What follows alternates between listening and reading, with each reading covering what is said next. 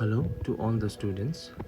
This video is being recorded to discuss or to make you understand the illustration of note to accounts. So in the previous classes, we had discussed that whenever a company prepares its balance sheet, okay, and wherever it is showing the share capital of a company, so the details of the share capital is basically not shown in the balance sheet, and it must be attached as a note to accounts, separate, okay, and tagged along with the balance sheet of the company. So the note to accounts basic of share capital, okay, basically contains all the details of the share capital, like how many shares are authorized, how many shares are issued, subscribed, okay, what amount has been subscribed and fully paid, what has not, it's not fully paid. So all these details are basically recorded or stated in this note to accounts. So to understand this, how you are supposed to you know represent this note to accounts, we will discuss this illustration. So in the class itself also we had discussed this. It's just for those of you who still did not understand it properly, or had some doubts, I'm making this video. Okay, so in the illustration, what is there is, we are given certain informations about a particular company's share capital.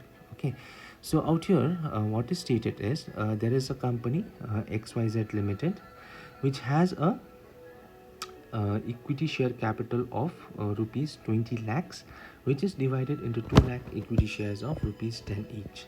So this means that the company XYZ Limited is allowed to raise a capital up to rupees 20 lakhs. Okay, so to raise this 20 lakh capital, it can issue 2 lakh equity shares of rupees 10 each. Okay, we have further been informed that the company has issued 1 lakh equity shares of rupees 10 each. So this means that the company was actually allowed to issue equity shares up to 2 lakh. Okay, so they were actually allowed to issue 2 lakh equity shares of rupees 10 each.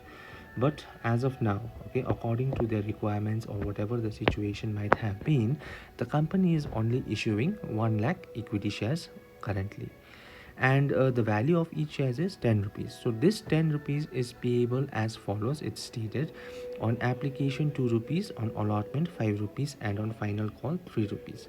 So in the previous classes I had discussed that, saying that whenever the company raises its share capital, okay, the value of the share capital is not raised all at once. Okay, so since out here this share capital, the value of each share is 10 rupees, what the company is doing is, company is not asking for the entire 10 rupees at once to the investors. Okay, so they basically collect this value of each share in form of installments. So these installments are basically known as firstly the application.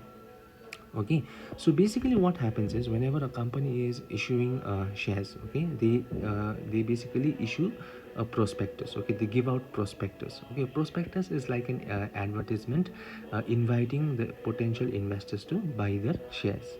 So now once like supposingly, if you are the investor, okay, once you read the prospectus of a particular company and you feel that that company is worth investing, or you find it attractive for investment, so now what you have to do is, you need to apply for those equity shares. Okay, so when you make application, okay, at that time you need to pay the first installment. Okay, so out here on application, the company is collecting 2 rupees. Okay, so once the applications has been submitted and it has been received by the company, okay, now the company, what they do is, they now need to make allotments.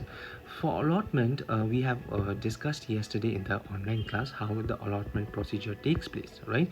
So now the company starts making its allotment. Okay, they allot the minimum lot size to everybody, and then whatever excess is left, that is distributed amongst the investors in proportionate manner.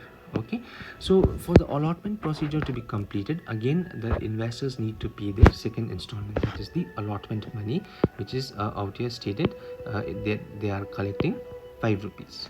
Okay, so now once the allotment money has been received, now whatever the balance is there, okay, the remaining balance, that is 3 rupees, is still on application, and on allotment the company has so far collected 7 rupees, right? So now after the collecting 7 rupees, the remaining balance of 3 rupees is collected in the final call.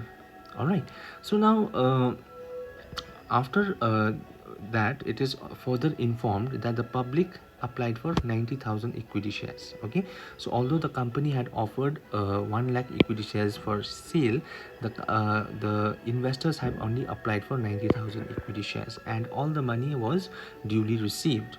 Okay, so now we need to prepare a balance sheet, and we need to prepare the note to account stating the details about the share capital. So before we start making the balance sheet first, okay, the first thing that we should do is to basically start with the note to accounts. Okay, that is what I suggest you all to do first.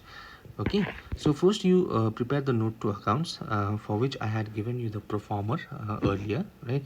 So basically you need to give the heading as share capital, or you can write down details of share capital as well, and the important thing is that you need to give a reference number to it. Okay, so since this is the first note that we are preparing, we are stating it as number 1. All right, and the pro forma, basically the format basically contains a particular column and a amount column. Now what we need to do is, if you refer to the pro forma that I had given you, the first details, or the first thing that is to be stated in this note to accounts of share capital is the authorized capital. Okay, so since in this example, the authorized capital is stated that it is rupees 20 lakh divided into 2 lakh equity shares of rupees 10 each. So we need to represent that, right?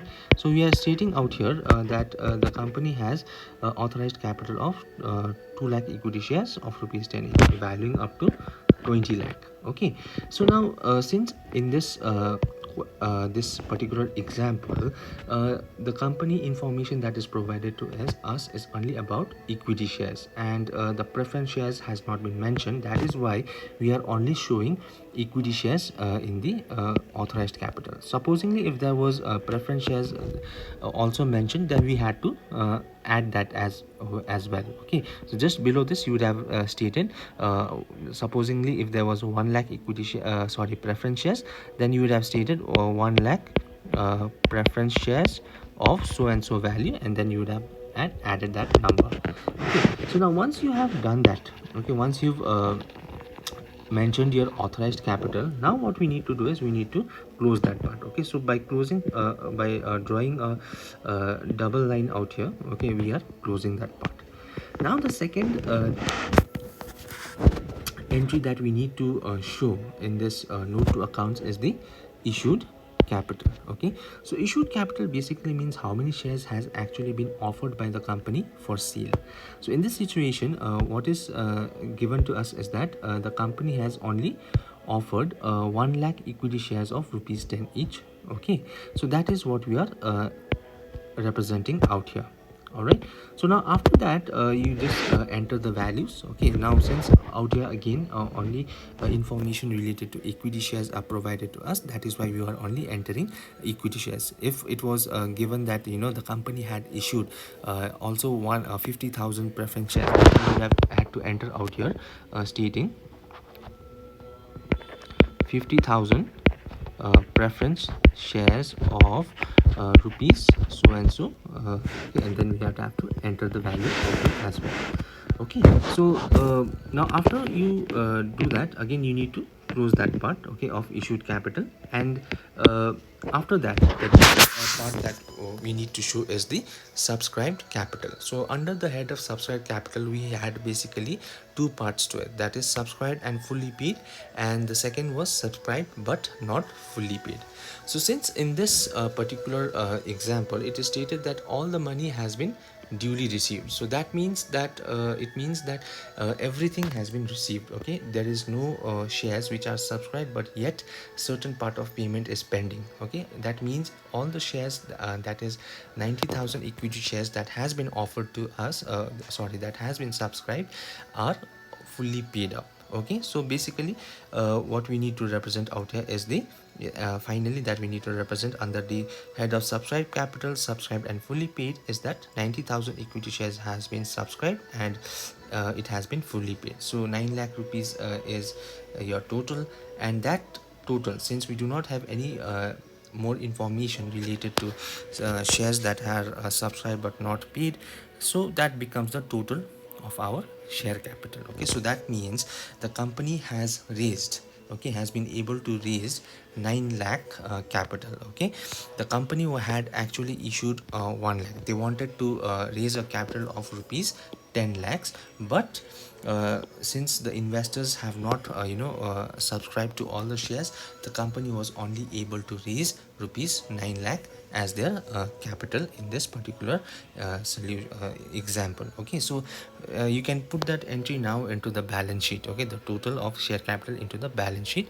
So under the equities and liabilities side, under the head shareholders fund, you need to show the share capital. Okay, and you need to provide the reference number, and then you can just enter the value. Okay, so this is how you will be representing the details of share capital in the note to accounts. I hope you all have understood. If you don't, you can just raise questions, okay, or whichever part that you did not understand.